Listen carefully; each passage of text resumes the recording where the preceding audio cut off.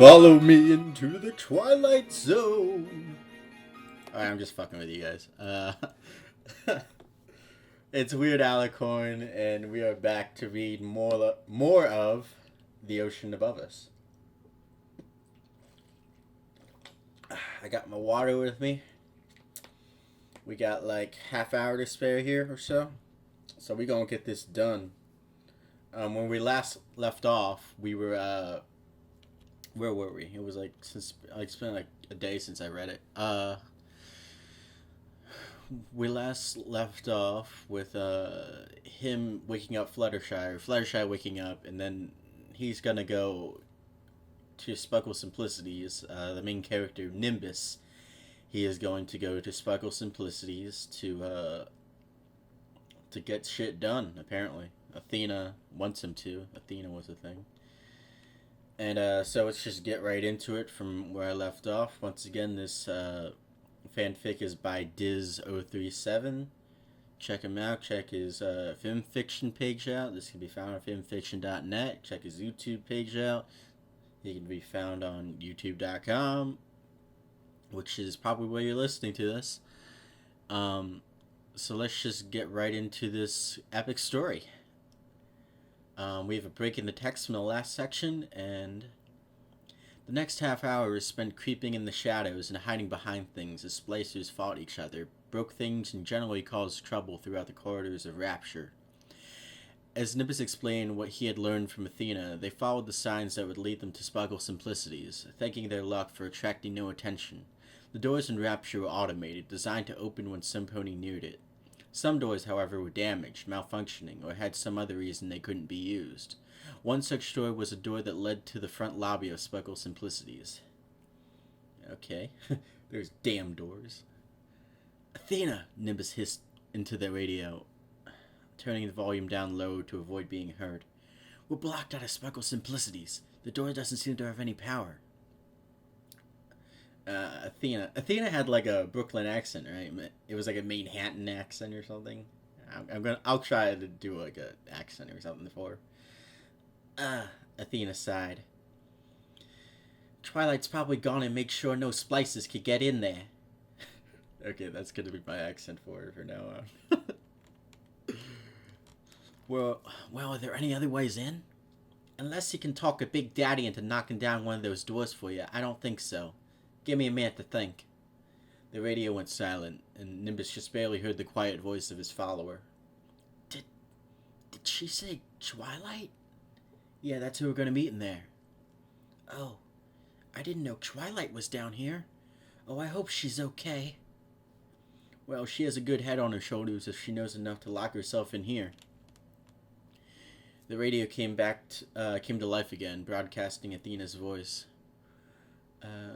Alright, I got an idea. You'll need to find a certain plasmid. It's called Electrobolt. Are there any door controls nearby? Let me see. Nimbus looked around and saw a small panel that had sparks jumping from it. I think so. It's kind of a broken panel. That's it. Now remember there being a Gatherer's Garden that had... Whoa. I remember there being a Gatherer's Garden that had it in Artemis Central. You should be there, considering you're right outside Sparkle Simplicities. I can't fucking do this accent and read at the same time. It's hard for me. Nimbus looked for the place in question along the wall across him. The concrete was chipped, and the poor lighting made it hard to see, but he thought he could make out the faintest pink glow from a vending machine in the distance. It was through an archway, just a short distance away, but there were at least 4 splicers between him and the machine. I think I can see it, but there's a whole bunch of splicers in the way, and there's no way I can get past them without getting their attention. There's always some complication, Athena growled, trying to think of a solution. Nimbus didn't say anything, for he looked around for something to help him as well. He could take out a few of them with the pipe, but one of them would surely get him.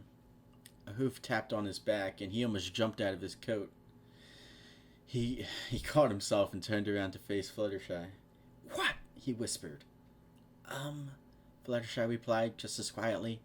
There's one of those big daddies coming down the hallway, she said, pointing a hoof in the direction they had just came from. It was true. The soft thumping of metal of heavy metal horseshoes in the distance suddenly became audible, and the yellow glow of the Big Daddy's helmet became visible. The same blue filly was with him, riding on his back. She held a needle and sang a song about rainbows or something. About rainbows? About double rainbows. Somewhere over the double rainbow in rapture. Fuck, I don't know. Big Daddy. Whenever I hear Big Daddy, it just reminds me of that Adam Sandler movie. You know the one. Athena, Nimbus whispered into the radio's receiver. A Big Daddy just showed up here. We're going to see if he will distract the... But Nimbus was cut off as one of the splicers called out something. It sounded like, "Get him!" But his voice was drowned out by the sound of a drill spinning up and being shoved into him. Ugh. Fluttershy was frozen in horror, but Nimbus knew this was his time to move. Trotting along in the shadows, he broke out into a full gallop across the expanse of Artemis Central. There was a fenced rose garden that he had to vault over, but that was the only obstacle in his way. He had to vault over it. He had to do that Kong, that free-running parkour. There needs to be a fic about a pony that's a free runner. There should be one. It could be like a crossover of what's that free running game? That parkour game. Holy shit, I can't remember what it's called. It's that one that has like that crazy art style and it's like first person free running. Shit, I can't remember right now. It's like Ledge or something. I think it's like Ledge or something like that. I can't remember. It's been forever since I played it, but I remember someone should make a crossover with that. If they haven't already. I mean, someone probably has. Where was I anyway? I just got fucking sidetracked by parkour and its awesomeness. Ninja Warrior! He reached the machine and quickly examined it. It had two statues of fillies standing on their hind legs on either side of it, and a vial was sitting on the ground near the dispenser. Once glance at the label told him what he needed to know. It was Electrobolt. Thunderbolt!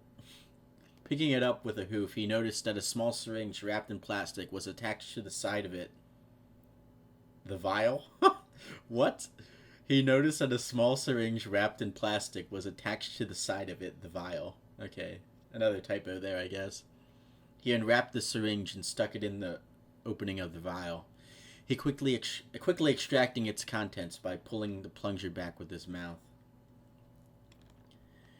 The next was the hard part. He brought the needle of the syringe down onto his left hoof. Sean, I love you. Making sure to get it on a bigger vein. It stung for a moment, but not as much as it did when he injected the liquid into himself by pressing the plunger back down with his muzzle. Ugh, dude, that's so gross. I don't know, something about like, I'm not really afraid of needles, but just something about that scene of just like injecting liquid into yourself. This is horrible for me. It's that fucking heroin, man. Heroin! He almost dropped it as he exhaled in pain, but once he got the entirety of the liquid in, he yanked the needle from himself and collapsed to the floor from the excruciating burning across his entire body. As the name implied, he felt like he had just been struck with a bolt of lightning. His wings extended, the mechanical one uncomfortably shifting his position on the ground. He cried out in pain and took in erratic breaths as he struggled to stay awake. Stay awake! He remembered what Athena had told him and knew what she meant by that now. Okay. It was almost as if she was talking to him now. Are you okay? Athena's voice reached his ears from the radio. Nimbus gasped for air in an attempt to speak. I got the plasmid. Just hold on. Your genetic code is being rewritten. Being rewritten. You're like Danny Phantom.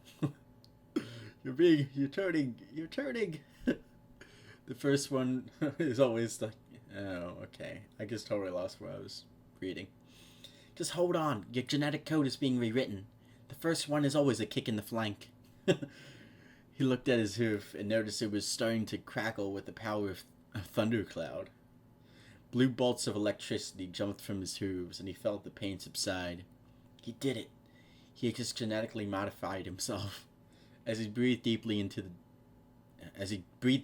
to decrease his frantic heart rate, he looked up and saw a stallion laying in Artemis Central, lifeless, in a diver's suit.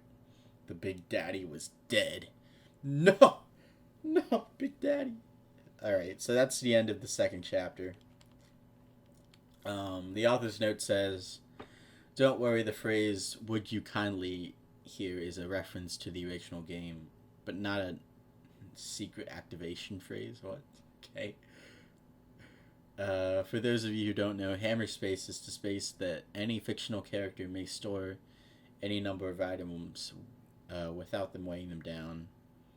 It usually is behind his back or away from the screen, and explains how Jack, the main character of Bioshock 1, can carry all 8 weapons and the ammunition for him.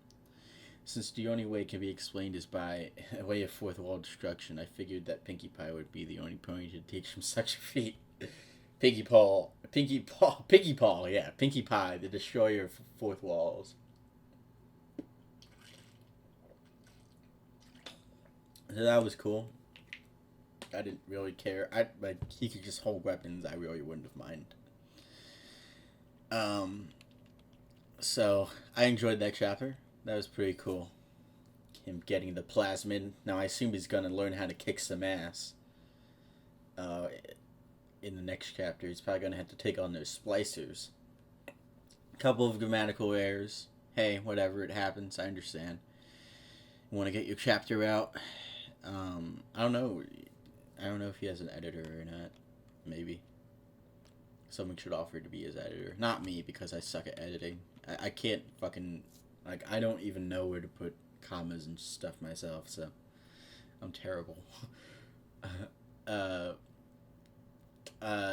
I enjoyed... I like Athena. She's caring, you know? She's like, "Are you okay?" You know? She's like... I don't know if that's out of her own self-interest, or she's genuinely worried about Nimbus. Nimbus, I like him. He's tough. He's very much like the first character in Bioshock. He's action now, thought later, you know. Not afraid to get into battle. I like his relationship with Fluttershy, how she's like the timid, weak one. But she also, you know, she's it's understandable in this situation that she's timid and weak. We don't know if she's weak yet, but she's definitely timid. Maybe she'll kick some ass later on as they go along. Or maybe she'll be of some help. I don't know, she can talk to like whales and tell them to fucking fuck up a splicer or a Big Daddy or something. She can talk to animals, right? She's like Aquaman. Aquapony. She'll call upon the sea ponies. And I like the idea of him getting a plasmid now. I also, I like Twilight earlier. I liked her. Like what role she's playing in this. Very caring, very, very Twilight-esque, you know, just being very true to that character. Even Spike, who was kind of, you know, in there for like a couple of sentences, if I remember correctly. It was like a day ago that I read the first half of this chapter, but I think he was like very true to his character, you know, kind of coming to warn Twilight and, you know, just kind of being like, "Hey, where you going?" like he always is in the series. So I really like the character dynamics in this so far. I like the action. The action is cool. The descriptive language is pretty good. You can really kind of feel like when he stabs the needle into himself. So overall, I'd say really good writing. Could be better with the grammatical errors.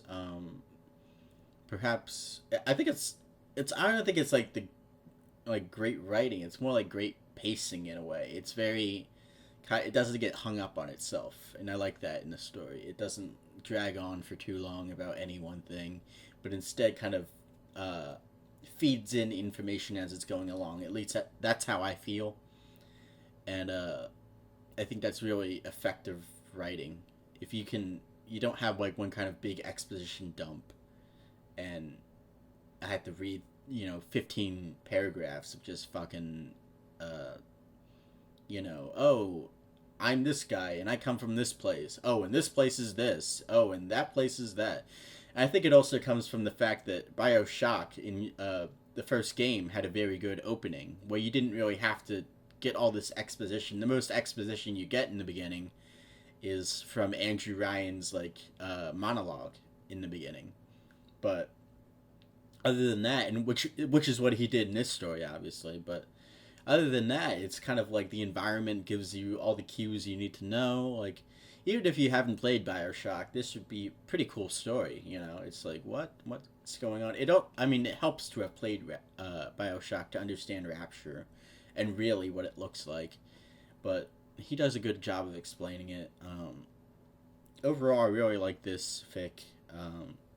Probably continue reading it, and I'll see you guys with chapter 3, I believe it is. Chapter 3 is up next. So, see you guys later. Thanks for listening. Thanks for caring about this fic, because I really like it. And later.